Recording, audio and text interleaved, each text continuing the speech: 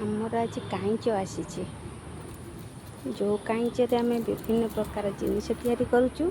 ମୋ ଗ୍ରୁପ୍ ଲୋକମାନେ ବି କରୁଛନ୍ତି, ଆଉ ବାହାରେ ବି ବିକ୍ରି କରୁଛୁ, ପଇସା ଇନକମ୍ କରୁଛୁ। ଆଉ ସେଇ ଘାସକୁ ଆଜି ଖରାରେ ଶୁଖା ହେଇଛି। ଫାଷ୍ଟ କିରି ଆସିଛି, ଏତିକି ଆସିଛି ଆମର 1 କୁଇଣ୍ଟାଲ ପାଖାପାଖି ଆସିଛି। ଏବେ ଖରାରେ ଶୁଖା ହେଉଛି। ଏ ଖରା ଜୋରେ ହେଲେ ଶୁଖିଗଲେ ବର୍ଷକ ପାଇଁ ଜିନିଷଟି ଭଲ ରହିବ। ଯେଉଁ କାଇଁଚରେ ଆମେ ଜିନିଷ ତିଆରି କରିକି ବିକ୍ରି କରିକି 2 ପଇସା ଇନକମ୍ କରିପାରିବୁ, ମୋ ଗ୍ରୁପ୍ ଲୋକମାନେ ବି କରିପାରିବେ। ସେମାନଙ୍କ ପାଇଁ ମୋତେ ନିହାତି ଘାସ ଆବଶ୍ୟକ, ନହେଲେ ବର୍ଷ ଯାକ ସେମାନେ କାମ କେମିତି କରିବେ। ସେଇଥିପାଇଁ ବର୍ଷକ ପାଇଁ ମୁଁ ଏଇନେ ଏସବୁ କିଣିକି ରଖିବାକୁ ପଡ଼ୁଛି ମୋତେ।